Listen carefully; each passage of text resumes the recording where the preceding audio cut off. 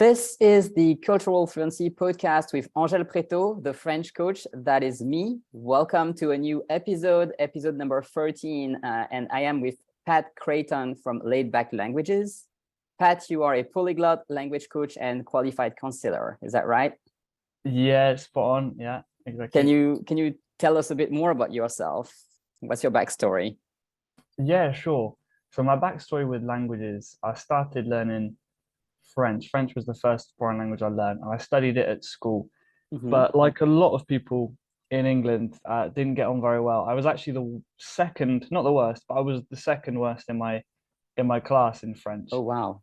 Yeah, you can imagine. So grade-wise, I was really not very good because I didn't have a very good capacity at remembering like phrases and expressions because we didn't actually learn the language properly. We just learned a few grammar rules, and Right. the ones who were good, entre guillemets, at French were the ones who could memorize like long passages, and I just couldn't do that. I really wanted to learn Right. it properly though.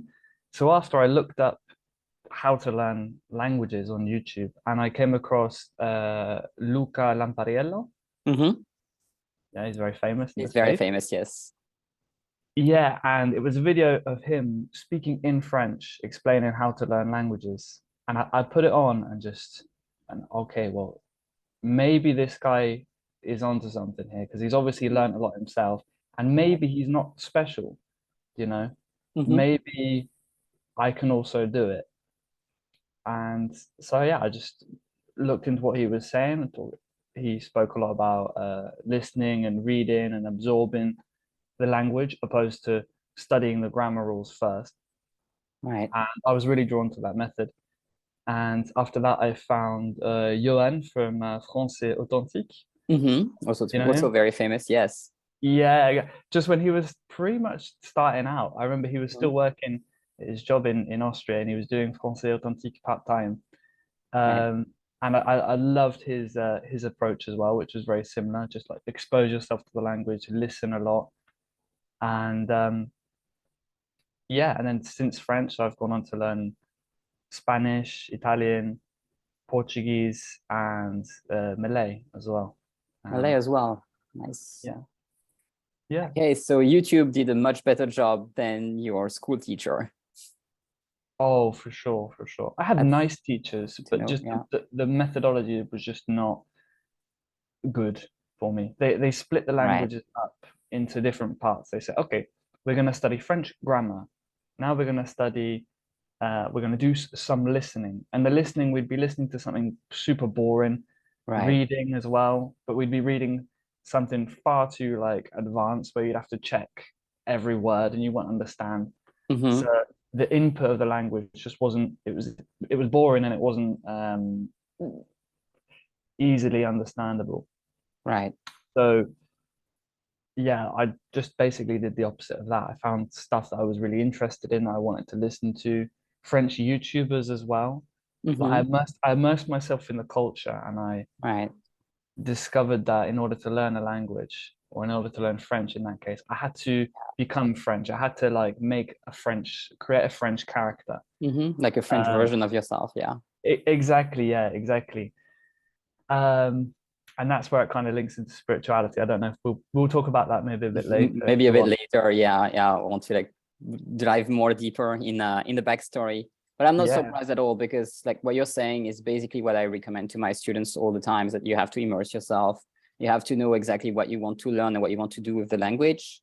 You're much more likely to succeed doing that than if you go, okay, I'm going to learn some grammar, which sadly seems to be the approach that was taken by your school. And I mean, you can't be that old. So it must not have been very long ago. I hope they've changed their methods, but I'm afraid not.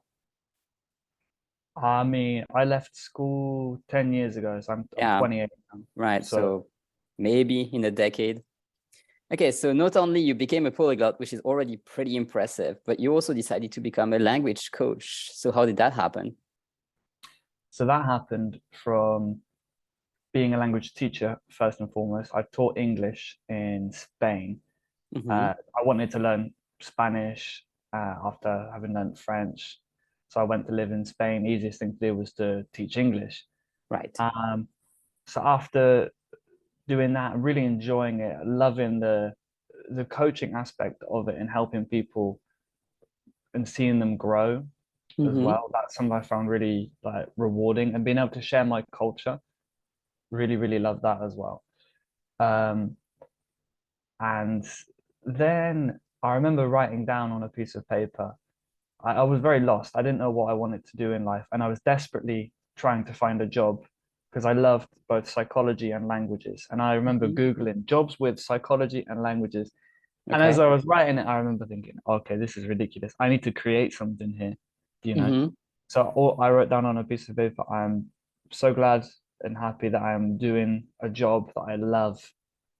And just ended up coming back from Spain, sitting down with my mum, who had visited me in Spain a few times, and she kind of wanted to learn a bit of Spanish. Mm-hmm. And I was like, yeah, sure, I'll teach you. Sat down to teach her and just loved it. I realized, oh, Right. okay, this is what I love doing. Oh, wow, okay. How can I make a business out of this? How can I make a living out of it? And it kind of evolved from there, you know? Right. Yeah, that makes sense. It's not very different from my own journey, to be honest. I also reached a point where I was like, okay, yes, you have to put the psychology, the personal growth aspect into language teaching because that's how it will work, and it does, right? So yeah. And what made you decide to coach for so many languages? That's like something I'm really interested, like this question, and also can you go a bit deeper into the psychology aspect, like how it fits in for the people who are not very used to hearing about this kind of approach?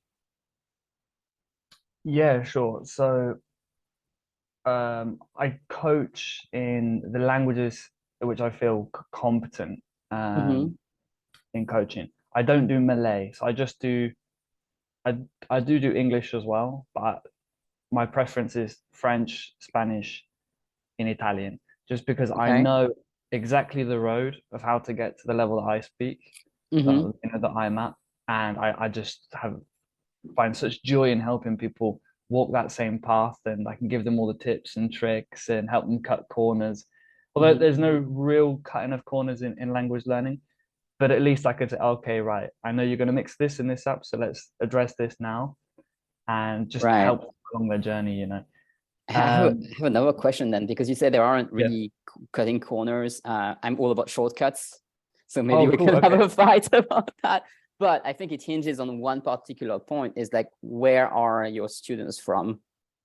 Who are your students? Because for me, I've specialized really in teaching French to English speakers. And Yeah. when you have those two things in place, it's easy to find a lot of ways to use English in order to learn French faster than if you wouldn't use English as a stepping stone. So it might depend on the language that you teach and also where your student is from.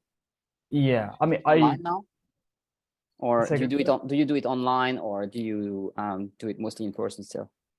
it's all online, all online. Okay, All my work is online now. right. Spend all my time on my laptop, which is, you know, it's nice Me being able to too. work from anywhere, but also stranger eyes, isn't it? But what was your original question on that? Sorry. Yeah, the question was where your students are from, or who are your students? Oh, and you also said about cutting corners. I was Yeah, that was inspired to me by the fact that you said you can't really cut corners, and I thought, okay, that might depend on where the students are from.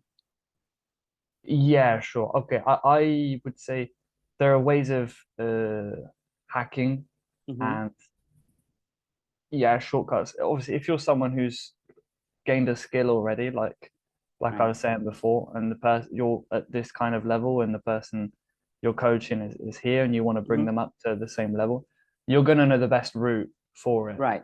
But I avoid saying there are ways to learn. Like if you really want to learn a language, it's going to take time and it's going to take dedication. It takes time um for sure, but it depends also how long you think when you say it takes time, because I've met people who have been trying for 20 years and I'm like, that is too long. Yes, it takes yeah, time, but yeah, not 20 years, no, yeah, for sure, yeah, they're How doing long would you something say it wrong. takes? A lot of people ask this question, so I'm Oh, interested in your answer. I know it's like it's the most frequently asked question, isn't it? How Yeah. long is it going to take? And I'm like, well, and linking into what we were saying about psychology, a lot of it is to do with, wow, there are so many variables with learning a language. Yeah, that's true. On average, I in my head, I think, okay, my rough goal, and it's a very loose goal. That's why my name is Laid Back Languages, because my approach is very, very stress-free, very, this is a hobby. It's an amazing skill, obviously.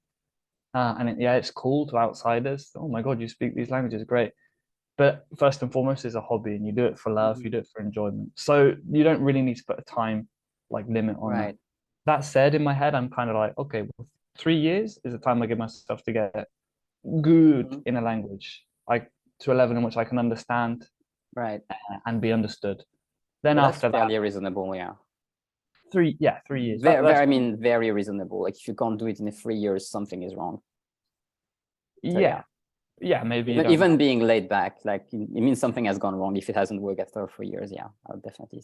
Yeah, if you're consistent, you're doing the right things, you got the right habits. Yeah, 3 years is a good amount of time. That said, I work with a lot of people who have a lot of hang-ups from school. They're older Right. Oh, people normally, and it's a different ball game in that they don't have that initial belief that they can do it. And you also come up, this is where the psychology and the counseling skills come in as well, against a lot of resistance from their subconscious. Yes. And that's the biggest challenge. Once you get over that hurdle, then they learn like anyone else. But that's the only thing I found with quote unquote older people, is that it's just the conditioning is a lot harder. It's true that it's harder. I think the older the person is, the harder it gets, and it might not be even because of their age, but because of the way they have been taught initially, the kind of school system they've been into. I don't think it's the aging of the body or the brain, so to speak. I don't really see a reason why that would be the case, but it's true that you might have had an even worse upbringing than younger people. So how do you go about introducing the psychology element? How do you go about helping people get over this hurdle? Do you have a methodology, or how do you work with that? It really depends on the person, where they're at, what their kind of blockages are. But in general, I will get them to focus on what's actually going on in their bodies rather than letting their mind go away. Another defense people get into, or one main defense of their mind, is to revert back to English. Right. So my philosophy is, okay, if we're going to French, for example, okay, I'm going to speak to you in as much French as possible, always trying to speak a little bit above your level and repeating the words. And that's my philosophy. And I want them to do the same. I want them to use their French, to think in their French. And that's quite a vulnerable thing for people to do, because you're essentially thinking like a 2-year-old, not even sometimes when you start. And then you move up thinking like a 5-year-old. It's a very vulnerable position for an adult to put themselves in. And what they're always tempted to do is to use English. Or they'll say something, say like a funny comment, or say something in English, and I'll be like, okay, how do you say that? Say that in French, Or I'll play dumb and say, oh, I don't understand English. Je comprends pas. Yeah, voilà. Je comprends pas. Speak in French, Yeah, it really depends on the person, and I do it quite intuitively. It's almost at the start when you're building a relationship with someone, it's almost like a bit of a dance, Find correcting people as well is a very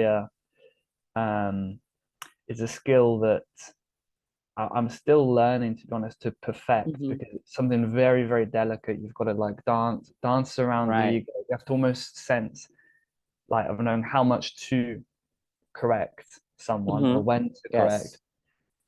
Big skills, because and it comes back to what you were saying about the important thing is having like the goal, and it's a shared goal. Okay, their goal is to speak and understand French. That's what we're doing, and that's the agreed thing that we're doing in the space. So we're speaking in French as much as possible, using English as a tool to help understand, obviously. But not translating, not going from English into French, Right.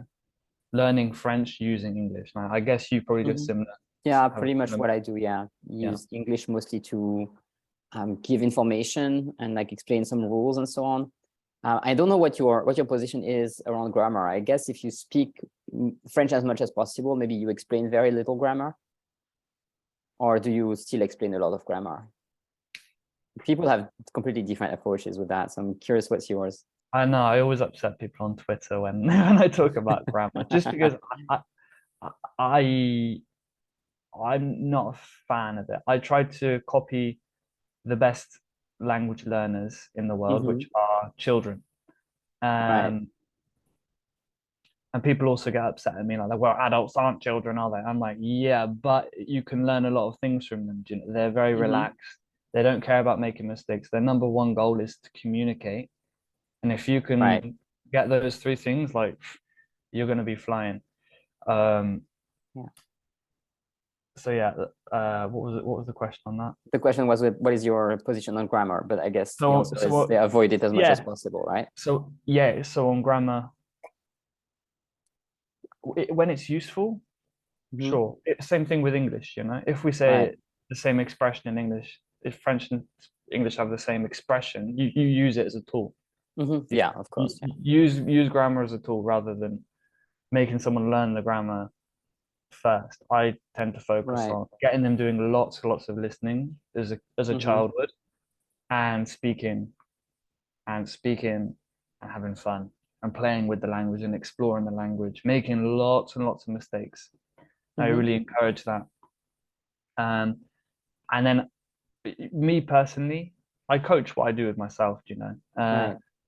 My blueprint when I learn a language is learn grammar when it's useful. When like some things are coming up so much and I'm like, right, okay, I'm just gonna stop trying to understand this and just read a grammar rule, study it, and then be like, oh, okay, I get that now, you know. Right. But my goal for people in general is that if I'm going to explain a grammar rule, I can do it in French. I don't want to do it in English, you know. Okay. And because that way they're ready for the real world. They're ready to look at French YouTubers who explain the grammar, but they'll just explain it in French. Or if a native person is nice enough to help them, do you know what I mean? They can understand and speak, and they're confident doing so. Then you pull in the grammar. That's just my approach. Yeah, I mean, it's a fairly different approach from mine. Like, I think I've taken not the opposite end of the spectrum, because there are really ways that I agree with you. Like, I'm not going to teach any grammar that's not useful, like here and now in the session, but also I can't help that I'm a grammar geek, and I just find it interesting to like put some little bit of even etymology, or like the reason why the rule is like that, or like this is the same as the English, or like it's different from English because of this reason. I find it a bit sometimes entertaining. I don't mind personally explaining it in English, but it depends on how advanced the student is, because there are students that are simply not so advanced that they would really understand if I explain it in French completely. Yeah. But if the student is advanced enough, like, of course I will explain it in French. So yeah. Yeah, I explain what I know basically. Do you know, if I know if they ask me, oh, why is that said like that? Right. Sometimes I'll not thought about it. I'm like, I just, and my philosophy is just accept. You know, accept it. Yeah, there are lots of things. Even after they've been explained, the student still has to just accept it. Like exactly. Because my explanation sometimes will not really make sense in the English native mind of the person. The French just see it differently, you know. So yeah, it's just important to accept that the grammar or language or culture is different, which maybe we can segue into listening skills. I know you've put an emphasis on listening skills a lot. So can you tell us a bit more about your approach with that? Like, why or how are listening skills very important for language learners? So I find people, I mean, not just to make it clear to the audience, not just listening to the language that you're learning, but also just listening in general, like as a psychology kind of skill, so to speak. Yeah, sure. And these are actually, funny enough, these are listening skills that I studied and learned when I was training to be a counselor. And I Right. realized, oh, I've already been doing this when I'm teaching languages, you know. So some of the basics would be paraphrasing what the other person Mm-hmm. has said. A lot of paraphrasing, repetition. Oh, I mean, it's quite deep. There are a lot of different aspects to it. But to give a nice example, if I were to say teach a beginner, the first thing I get them to do, if I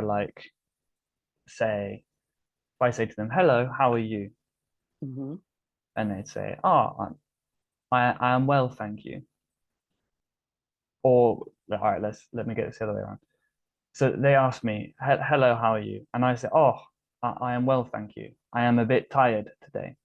How are you?" I would expect them, and I train them to not say their answer straight away of, "Oh yeah, I'm da da da." I would get them to repeat back to me what I've already said, you know. Okay. So I'd get them to say, "Oh, you are tired today," Right. you know. So interact straight away, and this is also a very very good technique when you're speaking to natives, Mm-hmm. um, for various reasons. But the main one is you're putting your attention on them. You're actually listening to what they say. I think it's probably called active listening skills. Right. There must be a name for it. But Active listening is a name that exists, yes. yeah, you're paraphrasing what they're saying. Mm-hmm. You're repeating back to them, so they are feeling heard. And Right. so you've got two things about that. You're practicing the language, which is essential for English speakers who are learning like Romance languages because the verbs, changed a lot. I know, I'm French. Yeah, is one of the hardest things for us because our verbs are just a lot simpler. It's precisely the thing I've been doing right before this recording, explaining to someone French verbs. Yeah, This, yeah, exactly. comes up every day. Yeah, the verbs are challenging. So to practice Yeah. the conjugations, of like je and well, okay, in French it's a little bit simpler, but take Spanish for example, like Mm-hmm. yo y tú, like yo hablo, tú hablas, Right. I speak, you speak. In English, it's I speak, you speak. So to get them used to the verb changing straight away, Right. I would get them to paraphrase back to the other person, if that makes sense, about what Mm-hmm. they're saying. So they practice Right. not only the saying I, but also you straight away. Mm-hmm. Um, Yeah, that's a good way to practice the conjugation. exactly, yeah, exactly. And then as they get more advanced and the sentences get longer, I still encourage them to incorporate that, because it's a fantastic skill. If you can like paraphrase back in your own words what I've just said, Mm-hmm. your language skills are up there. Do you find that learning foreign languages makes you better at listening or conversation with people in your native language? Is it something you've observed? I think I've always been good at it and very like Mm-hmm. attentive. I've always kind of Right. done these things naturally, That makes which is sense. why I've been good at learning languages. I think just because I do some fundamental skills just well, um, and I just yeah I listen I listen very effectively, and Mm-hmm. like the repetition as well is something for people to like improve their accent is super Right. important. Yes, that Uh, makes sense. yeah, I think what is the term? I came across a term they use. I don't know if it's mirroring or something. It's an actual technique people use to learn languages. Uh, Shadowing. thank you, shadowing. I think that's the one. Where you hear something on a podcast and you'll just blah, blah, blah, Yes, repeat it. that's shadowing. Yes. That's called shadowing it. So I did all these things completely naturally, Mm-hmm. completely Wow. naturally. I didn't know any of them with techniques. So I'm kind of Yes. in like the language learning community space. I'm learning, oh, that's the name for it. Okay, cool. Mm-hmm. Um, that's also something which is super important to do. For me, that comes under the umbrella of actually listening properly. Mm-hmm. And another thing with listening, another advantage it gives you is that apart from the person liking you and actually feeling listened to, it takes Mm-hmm. you out your head. It really takes you out your Right. ego. You know, you Yeah. make the conversation about them and about communication rather than, oh my God, I don't know how to conjugate that verb. How do I conjugate that verb? and you're thinking there and in English, you're not present, you Right. know. So to stay present is something I ask of my students to try as much as they can, just to stay with me in the space. And those repetition skills are super important. Any notes or anything? I use Skype. Find Skype's really good because it saves all of the notes. I type all the notes for them, do all that kind of Right. work. Yeah, And me too.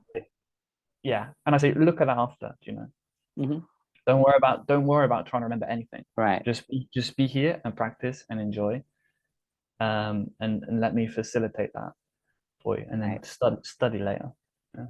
So yeah, that thing of like being present, being in the know, that kind of segues a bit into spirituality, and we've been teasing it already. I know some of the audience members are waiting for us to speak about that. So please tell us your take. How does spirituality relate to language learning, to dealing with different cultures? So what are different cultures you've been experiencing? So you are from England, you have lived in Spain, you're learning Malay. How come you're learning Malay?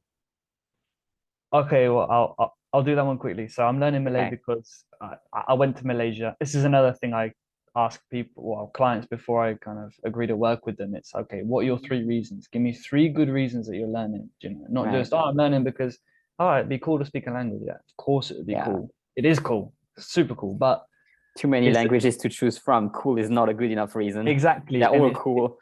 Exactly, and it's a shallow reason. So my 3 reasons for Malay are: I went to Malaysia when my brother was living there. He speaks it, so that's number 1. I want to speak with him in secret. I think that's really super fun. Language.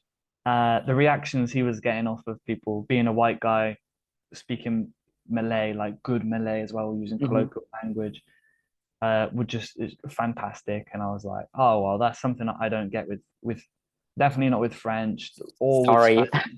No, French people are like that. But you know, just because it's so unexpected, I love that surprise factor, and I love the people in general, super friendly and open minded. There are a lot of different religions in Malaysia, so they're all very. There's a lot of different cultures in the one culture, if that makes sense. Food's great, so I've got lots of reasons to learn. So that's why I learned Malay. And yeah, coming back to the spirituality. So when I learned French, I found myself thinking and speaking and dreaming in French. And I was very acutely aware of the fact that a year before, 2 years earlier, I did not speak French. You know, there was no French character. I had created this character. And I didn't have like a full-blown spiritual awakening then, but it planted a seed of, I am not my thoughts. Yes. And that's the seed that planted. I'm not my thoughts. And then kind of since then, I've gone on my own journey of self-exploration and doing a lot of healing, a lot of shadow work, and a lot of therapy, as I've had to do for my course. But yeah, those things are very important to me. And yeah, self-exploration. And I've always been a bit of a deep thinker. You know, I've always had deep questions that my parents could not answer. Like what? Who are we? What is this reality? Why am I here? What's my purpose? What is I didn't like mainstream society and the schooling system. I got very nihilistic. I didn't know that word when I was a kid, but I'd sit in my room on a Sunday. I hated Sundays. I was like, well, so I'm going to go to work for the next 40 years and then maybe retire. And I was like, no, this isn't right. You know, I sensed there was a lot of things were wrong about the world, but I couldn't voice it. And then that led me into looking into, who runs the world, conspiracy theories, all of that, and then background to spirituality and self-inquiry, things like that. But yeah, languages was it. Languages was like French was the triggering moment for the spiritual like jump start. It was. I'm kind of proud. The French are not spiritual at all as a culture or as a people. We don't do religion, like very rarely. It does happen that some French people have a religion, but I wouldn't say, I think it's not the majority, at least the majority is not practicing a religion, even though they might feel they are affiliated. So it's really interesting that this was your starting point. Yeah, well, it's got nothing to do with French or French people really. It's just the language, yeah. Yeah, and I also later on after I'd done some therapy, I realized, oh, okay, well, how come I've become this kind of serial language learner? And it was because I was trying to find something deeper in mundane conversations, you know. I thought to myself, right, God, if I've got to talk to everyone about you know, am I allowed to swear on this podcast or? Sure. Who cares? If I have to talk about the fucking weather, right? You know, people and about mundane topics, if they can't, I try to talk about conspiracy theories, things like that, but people can't hear it. Can you talk about conspiracy theories in French? In French, I would love to. You would do it?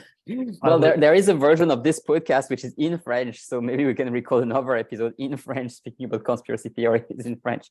That would be fun. I would love to listen to it at least. Like I'm always. But the podcast is not about conspiracy theories. It's the same podcast as this one. It's just the French version. So. Oh, I see. Yeah. Yeah. No, but I mean, I've never even spoken about conspiracy theories in French. I think I only mostly listen to it in English. So maybe it would be hard for me as well. Yeah. Even though it's my native language. Yeah. We can try. It could be fun. Having that vocabulary.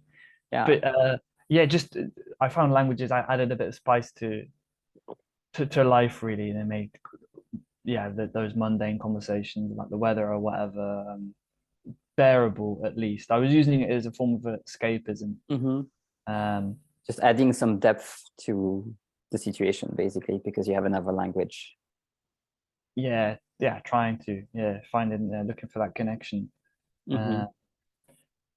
and so yeah. And I also found it's not something I do now. But while someone was speaking to me in English, I'd be simultaneously trying to translate into French or Spanish or what they were saying. You have all the extra time to do that while you listen to them? That's pretty impressive. If you know what they're going to say, do you know? Oh, of course. If you've had the conversation 20 times, yeah, sure. Well, yeah, I mean, and you can kind of, you nod along, then I'm there kind of translating in my head what they're saying in French. Yeah, of course. It's a good practice, translating things in your head. It is. But it's not something I do anymore. But it is, it's a really good exercise, yeah. Yeah, same thing with songs. I used to do that as well. I don't know. Oh yeah, I do that a lot. Even when I read, if I read a book and my brain is somehow, I mostly do French and English now, even though I have 6 languages officially. And yeah, if I'm reading a book, sometimes I will have like a difficult expression in English, and my brain will go like, okay, how can I possibly express this sentiment in French? Or sometimes vice versa, like I have it in French and I'm like, how do they say that in English? My brain just kind of does that automatically. Like it's not something I decide to do consciously, but it's fun. Yeah, definitely. Right. And not only you coach people direct, like, on calls, but you also create courses. I know you have created a Spanish course recently. Yeah. Tell us a little bit about that. Yeah, sure. It's right. I didn't even ask about that. Yeah, of course. Yeah, I do have students or like people in my audience who learn both French and Spanish, so they might be interested. Oh, how nice. How did you go about or how did you decide to create a Spanish course? Yeah, so instead of being with people and coaching, what I used to I'd write all my materials in PDFs and then try and coach it simultaneously as I'm teaching them the language. Right. With the Spanish course, the idea came about because I have one of my clients, her son wants to learn Spanish, but he lives in New Zealand. I said, I need something. I need to make something, give him the whole package so we can learn how to be an exceptional language learner, number one, and give him a good head start in Spanish, get him ready for, so he can find a tutor, whoever, that they don't have to be like specialized. My vision with what I do is training people on how to be good language learners. Right. I'm honored, obviously, when people say, they want to get more lessons with me, and and they carry on. I know obviously do that and accept it. But my initial goal is to make people into competent language learners so that they can go online. There are loads of like teachers who are not necessarily good teachers, but who are native. And if you know how to learn a language, that doesn't matter. Yes, it's true. Once you have the techniques and the method for yourself, the competence of the teacher is a lot less important. Definitely. It is, yeah. You still want them to be nice, and if they're attentive and if they're good listeners. I'm very blessed. I've got a very, very good Malay teacher who uses a lot of the same techniques that I do. He'll kind of paraphrase what I'm saying and summarize things, so I get to hear back the same language, and he'll speak just above my level, so I get new words in, and he's very aware of the words that he uses to communicate with me. So I understand, like, 90% or 85% or whatever it is of what he's saying. So I'm always improving, but I'm not feeling overwhelmed, and it's exactly the same thing that I consciously do with my my learners, like a mother does, with the children. She'll always speak to them using words that she knows that they know, but speaking above their level as well, correcting their grammar, speaking correctly, and adding in new words and actively teaching them and getting them to. Another thing I use, or I encourage people to do, is to feel a word before they translate it, and by that I mean guess. Guess, guess what it means, but don't use the language. Use the context. Use the context. I'll drop a new word in that I know that they don't know, and I know that they're going to say to me in Spanish, like, "Oh, ¿cómo se dice? How do you say da da da?" And sometimes I won't even give it to them straight away. I'll repeat the context, and I'll say, what do you think it means? What does it feel like? And they'll go through a few words, and eventually they'll find like a near enough match. Find the right one, in English, So what they're doing is a technique. They're feeling into the vibration of the word before the translation in English. So same thing what we said before, using English as a tool to help you learn the language rather than you using English and desperately trying to find matches for every single word in English, in which you can't, because it's not a one-on-one thing. So no, of course not. Of course, there are too many expressions, aren't there? And that's what makes languages amazing, because you perceive the world in different ways. Absolutely. That you can.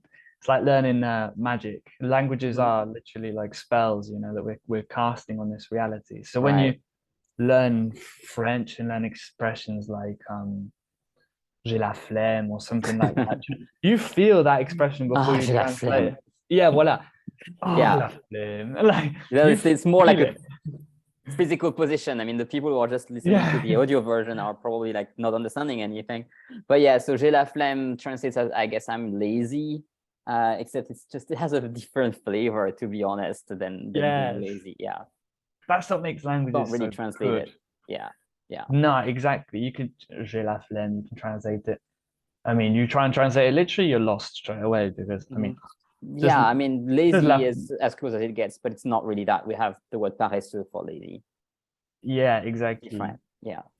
Exactly. So avoir la flemme, have the phlegm, I mean, doesn't really. Phlegm is like a sort of a curse that you have, which like stops you from acting. It's beautiful. It's beautiful. And also, if you don't translate directly, you can use this technique to learn and remember words a lot easier. So if you say like here, we'll use that expression, avoir la flemme. Okay, so imagine phlegm. Do you know? Like, it's probably a French word, isn't it? Phlegm. Genre, like phlegm in your nose, mucus. We say phlegm in English. Yes, we use the word phlegm. Yes, we have it, but it means something different in French. Okay. It actually means we use this word, believe it or not, to often refer to the Brits. We say le flegme britannique, and it's the idea, true or not, that the Brits are not easily bothered or upset. They are more of a always calm, no matter what happens. It's a vision that we have as the French. Like, people will speak for example, on the news when there was these attacks in the London metro, that it didn't stop the Brits from taking the metro. They just kept doing it, calmly, and so they used this expression for that. It's different. Yeah, it's different, but but the point is, you can if you avoid translating, you can really just listen to the sound. And so phlegm in English is something that's already in the English learners, like the English natives long-term memory. Yeah. So phlegm, you can just imagine like being stuck to the sofa with all this like mucus. Like, it's quite disgusting. Yeah, that's a memorization technique. Yeah, you can use that. I'm big on that. I'm big on that. I with that technique, it kind of breaks down into three parts. So first thing you do is listen to the sound, just the sound. Don't worry about the meaning. Yeah, so get the meaning ahead. So phlegm, what does it sound like? Does it sound like something you already know? Right. Still don't worry about the meaning. Okay, and phlegm, phlegm means like, mucus or whatever. And then bring the meaning into it with a story. And in that story, get an emotion in there, because it's actually the emotions that you'll remember, and then the word will be triggered by that. So if you avoir la flemme, okay, it means to be lazy, to when you can't be asked, when you can't be bothered. You're on the sofa and you're like stuck to the sofa with all this mucus and all this phlegm is on you. So la flemme. Like, someone asks you to do something, no, la flemme, la flemme.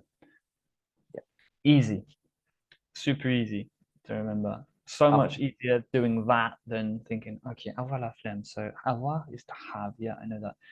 Yeah, that makes sense. I mean, I always speak about learning in chunks, like chunks of vocabulary rather than word for word. Which is, that makes total sense. Yeah, and it's fun as well, like learning like that, teaching like that. I love it, I adore that technique. It's so much fun, so effective. That makes sense. I'm thinking how maybe I can start integrating it more, because it's not something I have tapped into so much, and maybe I want to do it more. I'll think about it. Yeah, you don't. I find with French, because a lot of the vocab, or a lot of the words are quite similar to English. I do tend to go down like the etymological route when teaching French. Yes. I use that a lot as well. But it depends on the person, it depends on the person. Like, for example, améliorer. So if someone doesn't know what to ameliorate means in English, because it's not, the common person might not use ameliorate. I learned ameliorate when I learned améliorer, I was like, I didn't know it was an English word. Interesting, yeah. Exactly, because we don't say it, so improve. So that could be an example of, yes. So with one person, it works fine. With another, okay, you might go down a different route. Yeah, you have to adjust always to the person, see what works. Yeah, exactly. Absolutely. Yeah. Okay, do you have a couple pieces of advice for the listeners on how they can become better language learners, other than all the things you've already spoken about? Like, if you were like to summarize in a nutshell, like what can you do today that will make you a better language learner? So we have the memory technique with like an emotion and an image. That's a great one. Do you have anything else you can throw in? Technique-wise, method-wise, there are loads. Choose something that resonates with you, that you're like, yeah, this is a bit of me. If you like grammar, if you're a grammar geek, like geek out on grammar, find someone, if you can, find a coach or a teacher who is on that kind of vibe. That will be the best method for you.